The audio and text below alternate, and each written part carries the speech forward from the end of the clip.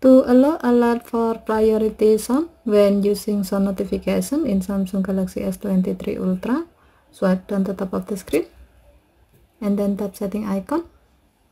Scroll down the screen to find accessibility.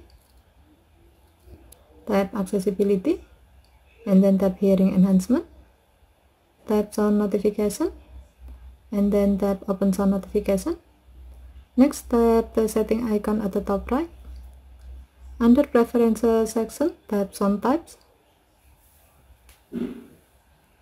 While the alert for sound notification is set to allow sound and vibration, tap notification categories.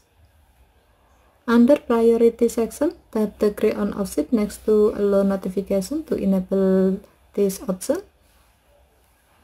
When the switch turns blue, it means that this option is on and your phone will notify you when sound notification feature is on, and it detects enable priority sound such as baby sound, dog barking, doorbell ringing, and else. Okay, thank you for watching. Have a nice day.